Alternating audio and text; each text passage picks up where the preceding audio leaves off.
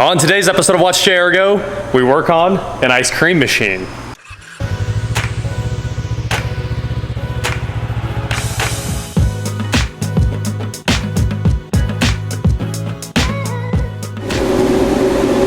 I feel better already. What is going on, guys? I Watch JR Go, and today we are here with our 1944 Dairy Queen ice cream machine. And my dad and I built this when I was like 5 years old. We put this trailer together in our driveway in, Benton, Kansas, right down the road from you. Yep. We lived there when that tornado went through and took out most of the city. But we were right outside of the city and our house didn't get destroyed, and we were building this in the driveway. So what this is a Dairy Queen ice cream machine. I promise you guys have never seen anything like this before. So originally this ice cream machine was powered by electric motors. It had a big electric motor that ran the auger and everything that actually runs the ice cream out the front and runs the pump and sucks the mix in from the mix hopper, puts it into the actual auger chamber here, and then refrigeration cools the ice cream from a super liquidy form down into that perfect cream that you expect from Dairy Queen. And then it had a compressor in the back, just a normal refrigeration compressor that ran the refrigeration system, which is just a coil that runs through here, right? This is, I'll show you in here. This is where the auger goes. You guys can see straight in there. This is all the ancillary stuff we keep on the machine, not this. But here is the auger, and this whole thing is made out of stainless, which is absolutely wild. I can't imagine what making something like that would cost now. But it slides right in and hits the spline drive, and you put blades on there that scrape the sides of the barrel. And all of this gets cleaned out completely, and then we run a full cycle of like a food safe soap, and we let that sit in there and churn for a while, and then we dump all of that, and then we throw away like, I think a full 2-3 gallons of mix to push all the soap out. And that's after it gets washed at the car wash, and then we grease everything with food safe grease. It takes a long time to get it all set up. This is the soap right there. Sterile Sheen. Sanitizer and cleaner. So it's a lot of work to run this thing. It takes about an hour to set up when you get out there, but it's also a lot of fun, and fun for everybody that gets to buy ice cream from it. This is all made out of food grade stainless, and around this barrel is just a bunch of coils like this. It just loops all the way through, all the way to the back, and we've got barrel temp right there. You can see right now it's 90 degrees, but usually when we're making ice cream, we keep that at like 8 to 10 degrees.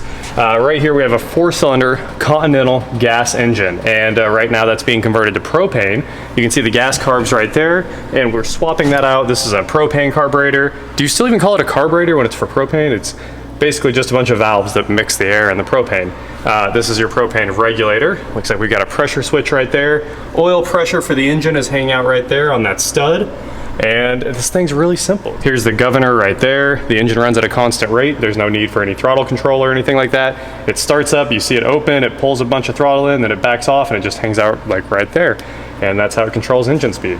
Here's the back side of the engine. We ran this thing on gas forever. So this is our fuel pump switch right here. There's an electric fuel pump, just a normal cheap car fuel pump running on one of the gas tanks. And that's how we always control the engine. You could stop it by just banging the e-stop right there, and you'd be good to go. This is the refrigeration control. There's a little dial right there to control temperature, and this turns on and off the refrigerant system. This is electric start. Yeah. I was like, I don't really want to turn it over, but it works just fine. It'll probably start if we throw some propane on it. Shouldn't have any issues. Here's our starter solenoid, and right here we custom built all of this stuff, right? That is out of the machine, and that's the actual drive system for the auger. I guess I'll show you this since we're up here. The mix sits right here in a big hopper that's insulated. It comes down into the pump. This is the actual pump right here. Mix goes in there, pumps through there, and it goes out right there, and then it goes into these inlets right there. This is the drive for the auger, and there's a little drive system in there that splits the drive from all of these belts and everything between the auger and the pump system to get the speed right. So now we're looking at the back of the engine. You can see the actual crankshaft out back there. It's real simple. It's hooked up to this generator as well, and then there's a clutch that we built with that idler pulley right there, and that lets us disconnect the auger and let the engine run by itself. This is the drive system, a bunch of belts that run the actual auger and pump system, and this is the clutch. What was the clutch off? Do you remember what this came off of? Just like a normal e-brake or clutch? Came off my dad's 1973 one-ton step van. Oh, okay. Yeah, so you just push down to engage, and it goes right in. Usually it runs pretty freely, but it's kind of froze up right now. Needs a little lubricant. Yeah, it's definitely time for some lubricant. You can see the original Dairy Queen machine being used right now. Now all the refrigeration is powered by this 8 horsepower Witte Diesel.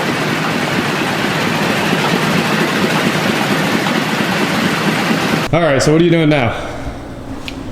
Well, I saw you did the weirdest thing I've ever seen in my life. what? Take the compressor out of this fridge and move it up to there. Well, yeah, the compressor had wheels.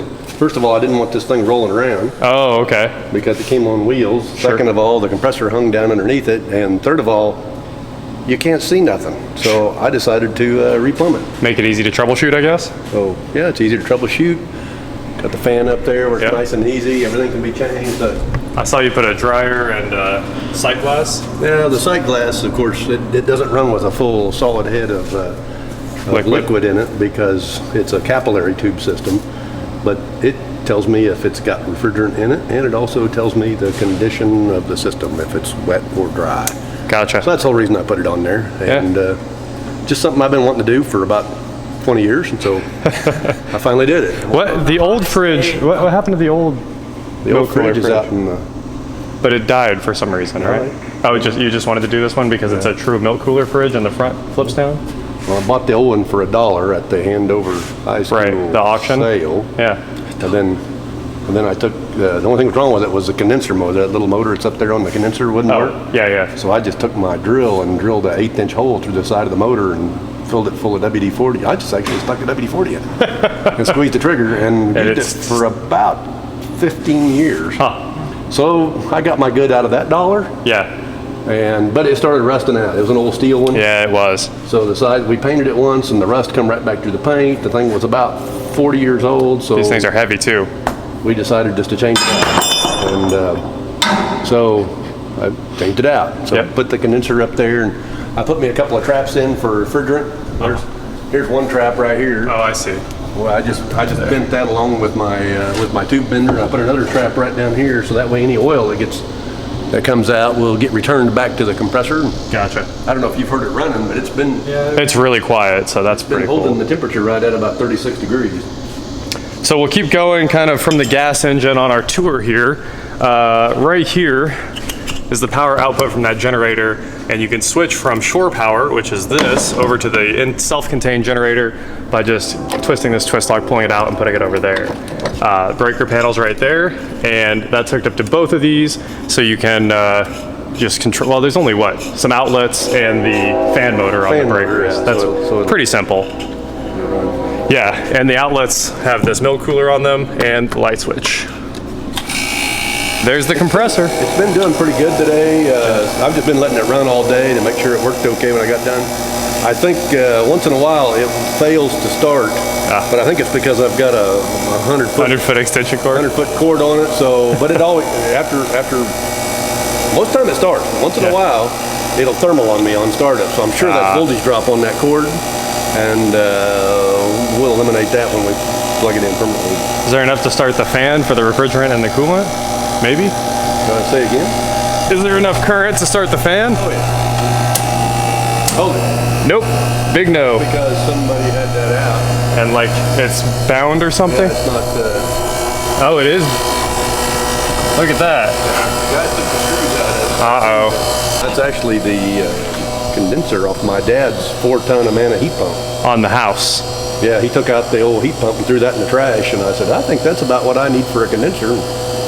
He said I could have it. The radiator is off of a R12 Carrier air conditioner. Yep. And I sawed the ends off the tubes and welded that copper on there so that I could convert it into a radiator and just put a radiator neck on from an old radiator shop. Yep. Then today, I've been converting this over to Propane. it's always been.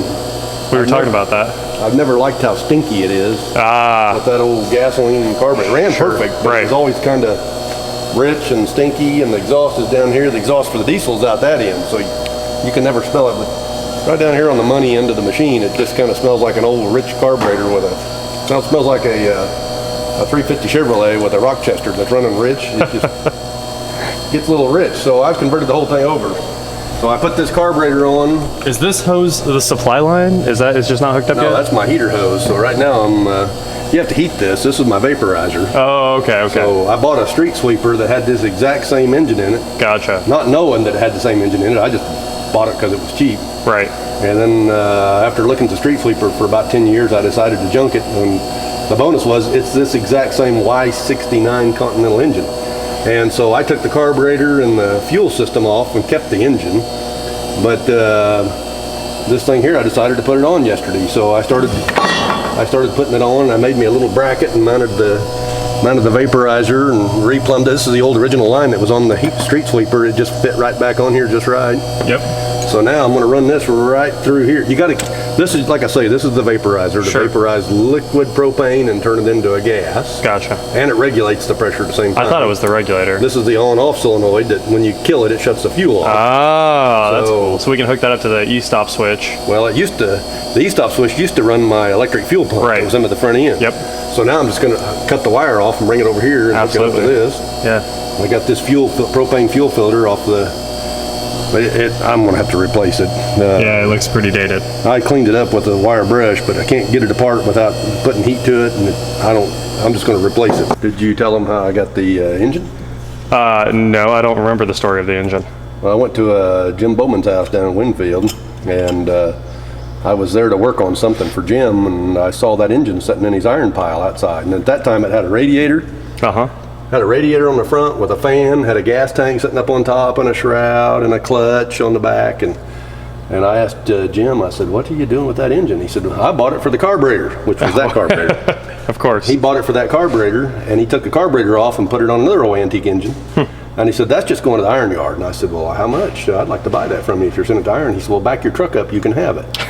Somebody had tried to take this nut off of here, and when they wrenched it, they twisted that post around and actually twisted the end off of the starter, off of the coil in the starter. So I took the starter all apart. I had it in the back of my pickup truck sitting up there north of town. I took this apart, took it out, and I peeled off one turn of the coil, and resoldered it back onto the post, put it back together, and it cranked. So I thought, okay, it cranks, I'll fix the mag. I fixed the magneto. Yep. And after I fixed the magneto, I just sprayed WD-40 in the intake, and it started running. So since it ran fine, I went and talked to Jim, and I said, Jim, what do I got to do to get the original carburetor back? He told me what carburetor he wanted. And the very next steam show I went to, I found the carburetor he wanted, so I traded him out. And I've never done anything to this engine except put oil in it. Yeah. And I had to fix the seal on the water pump. As you can see, it's awful oily. It's right. It needs a new crankshaft main seal, and probably needs a rear one, but it starts and runs every year, so for the little bit. But I would like, it's only $150 for a kit to ring it and gasket it. So one of these days I'd like to take that apart. I just don't have time. This is the 1944 Dairy Queen ice cream machine. From Winfield? No, from Ark City. From Ark City. Okay, all right. This was the original machine. It was installed in '47. Yep.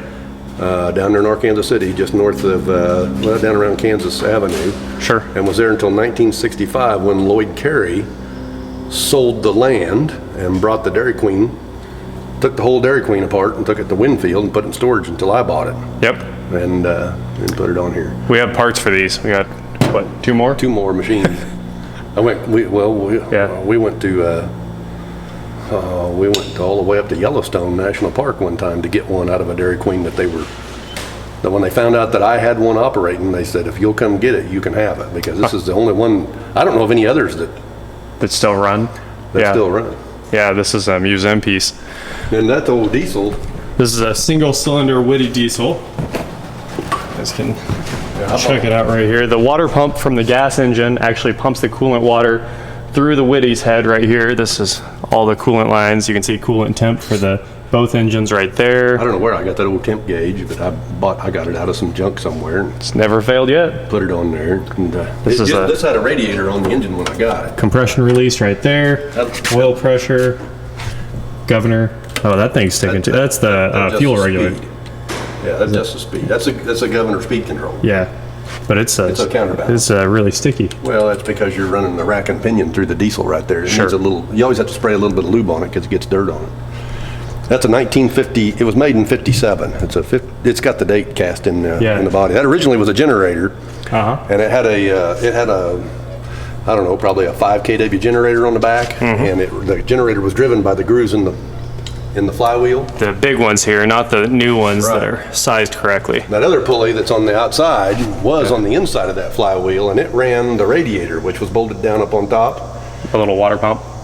No, it just was thermal siphon, and that ran the fan. Oh, okay. That blowed air through it to keep it cool. And so that thing was smashed when I got it and didn't really fit the kind of idea that I wanted to build this contraption with. So I took the fan off, took that flywheel off, and moved the pulley to the outside. And it turns out that pulley was exactly the right size I needed to drive To the drive compressor. this compressor.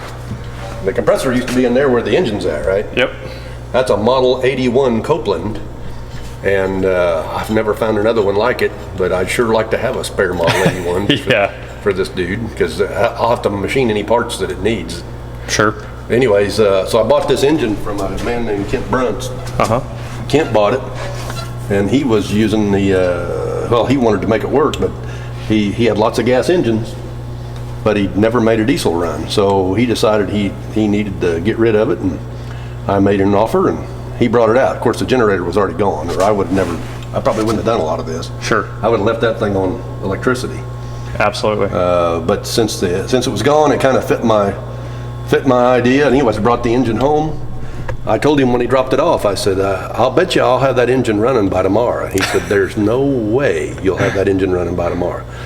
And so when he dropped it off, it had no compression. Sure. And It's just stuck valves, right? well, that's what it was. But the exhaust, it had a piece of pipe screwed into the head that you couldn't get out. I ended up putting like a 48-inch pipe wrench on it and putting all 200 pounds of myself on it, bouncing on it. Finally unscrewed that, looked inside, and there was a mud dauber on the exhaust valve.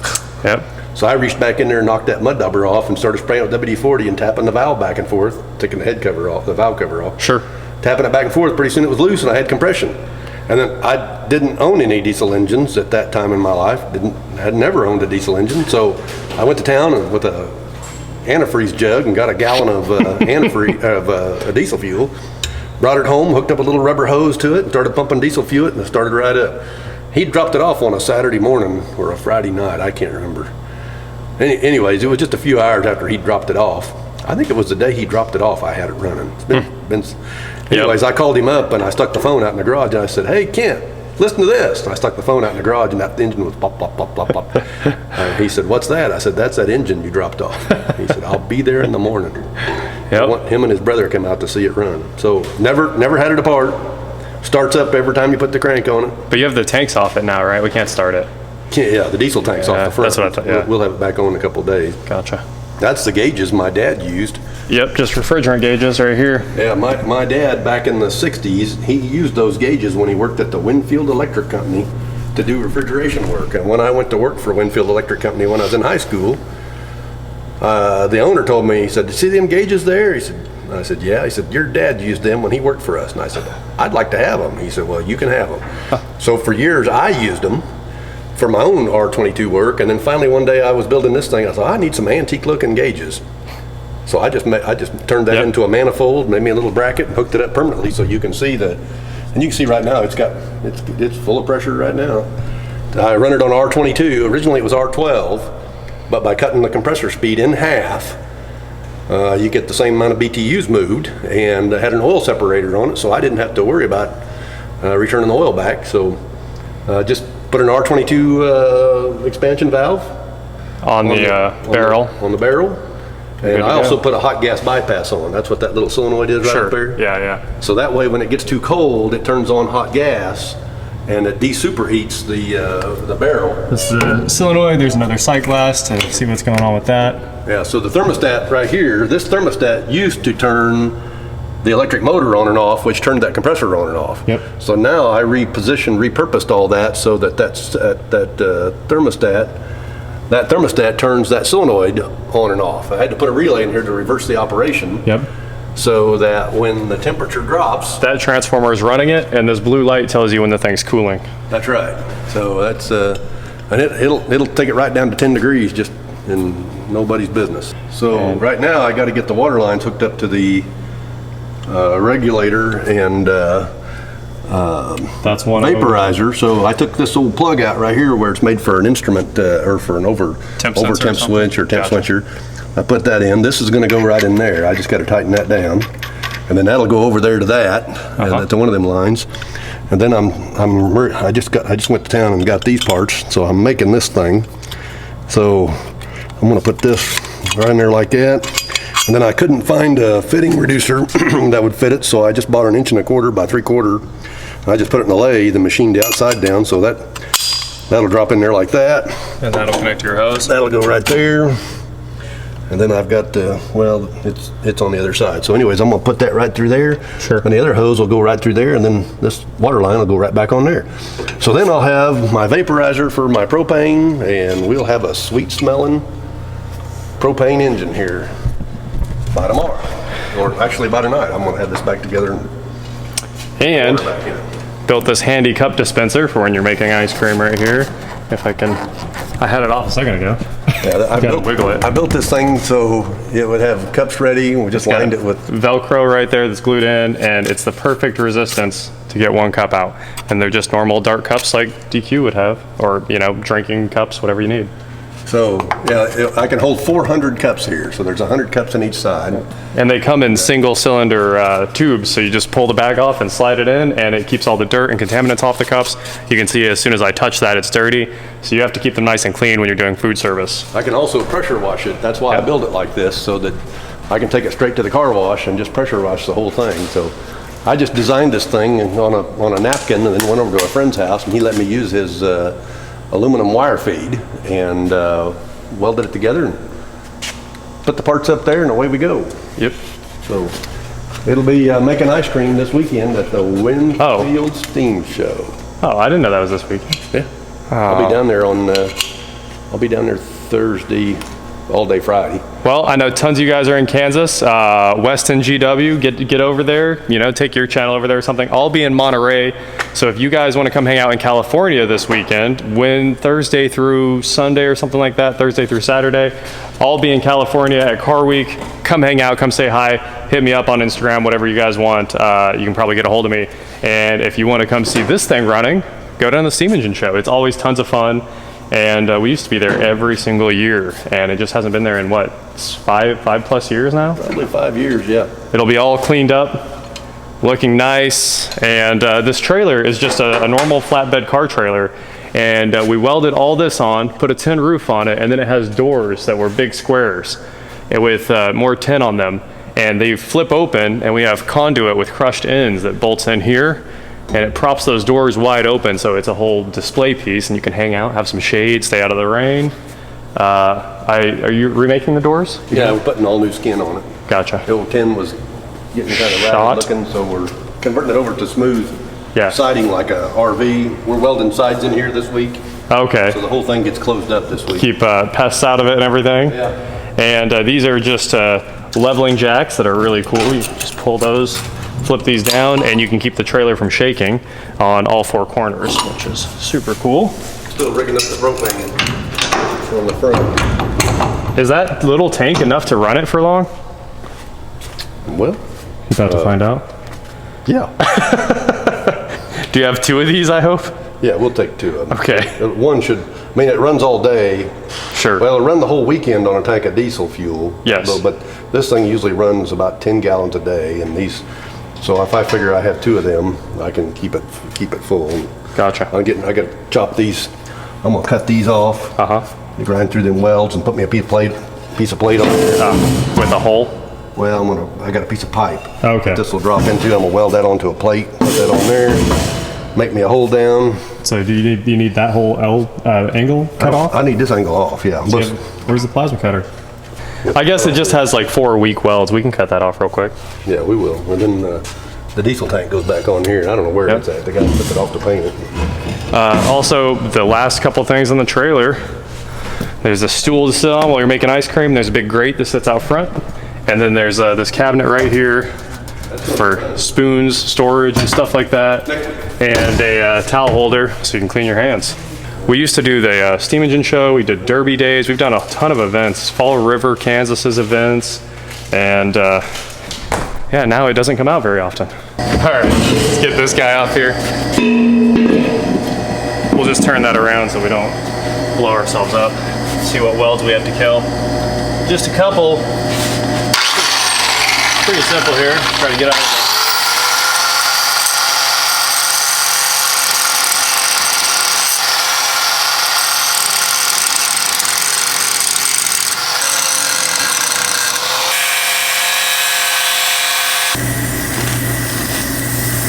I know you're not supposed to solder with a cutting torch, but Well, Mama don't know won't hurt. it's going to stink a little. And most of the time you never put the solder on the inside of the fitting either. Oh yeah, that's flowing nice. See that solder coming out around the bottom? Yep. That way you know you got it all the way through. Perfect joint. All right, Zach. Well, let's see if my cutting skills are epic. Nope. Look, you broke the grate. It was too epic. Good job. You broke. I apologize. You broke the grate. That is a good joint. Got a nice puddle of solder all the way around, and you can see it down inside too. So you can see it from both sides. Looks like something my dad would have done. All right, time to see if we got this other one. This one is really hard to get to the welds, and I did cut a little too deep right there, but we're gonna paint back over that, solve any problems.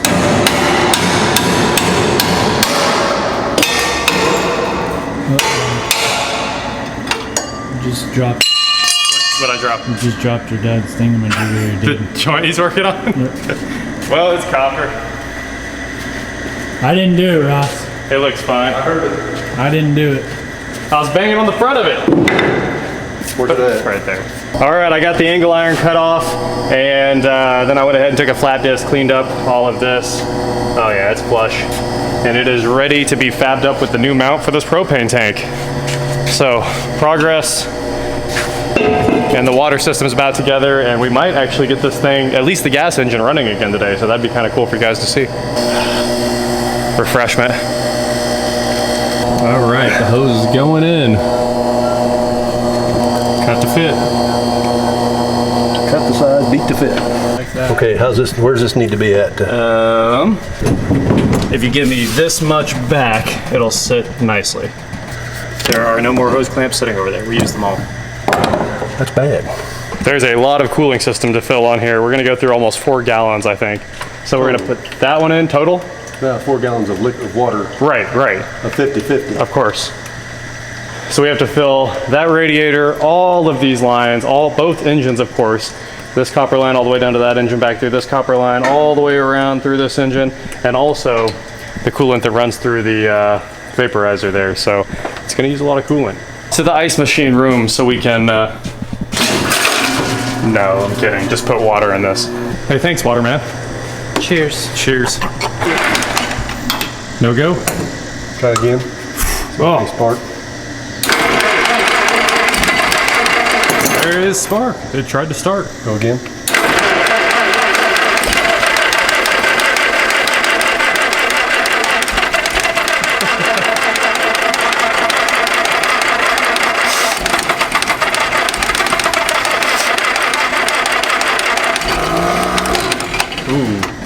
What'd you do to bypass it? Hardwired together. Right here. Oh, I see. You shoved a wire in there? Okay, here. It worked. Yeah, I mean, of course it worked. There we go. Fuse replaced, controlled wiring, ready to go back on. Would make this really cool if you did a micro squirt with a single fuel injector. Oh, now it's coming through. We're gonna throw the side panel back on here real quick, just so Zach can run this without having to Get shocked. Yeah, get shocked. That's a little better.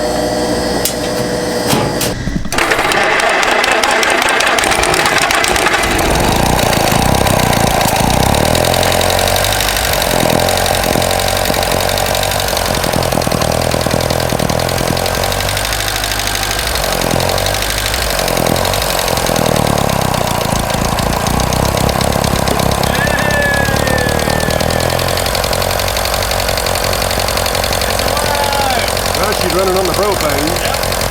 Engine's alive, running on propane. Now we're trying to get the cooling system all bled and running coolant back through everything again. Keep pouring water in. A little bit of Googling, and we now know that you can reach inside the air filter, or the air inlet on this mixer, and lift the piston up and down. And also, the screw only adjusts the idle. Oh, that's pretty good. Okay, Yeah. shut her off. Seems like it's running great now. Hit the red button. And the plugs need to be gapped to 25 thousandths. I had that all. Final adjustments here. Maybe don't go. That was this mixture right here. Okay, you guys saw that start up, which means we've got the drivetrain engaged there. And you can see the auger right there, and these are the pump drives. And that's basically how it works. If you're ready to disengage it, just pull back. Well, if you guys want to grab some ice cream this weekend, head on down to the Winfield Steam Engine Show, Steam and Gas Engine Show, and just check out some tractors, have some fun. We actually came over here today to build the tractor engine. It's sitting over there under that white sheet, but this has to be running before we have more room to spread out another project and get the engine done. So the tractor engine is coming very soon. I promise you guys, as soon as we're back from Monterey, this just has to get done first. Oh, lubing up the clutch there. Awesome. That is it for today, guys. I hope you found the ice cream machine super interesting. It's a lot of fun. We've used it for tons of events, and it's honestly one of the craziest, displays of engines running things in a practical manner that ever shows up. So, thank you guys so much for watching, and please like, share, subscribe, do whatever you want to do, and I will talk to you next time. I think it needs grease. I think it's tight right there. Yeah? Tractor parts. I told you guys we came prepared. I went and bought engine assembly lube, blocks right there. I was ready to do it today, but things got in the way. Priorities. Ice cream is always a priority.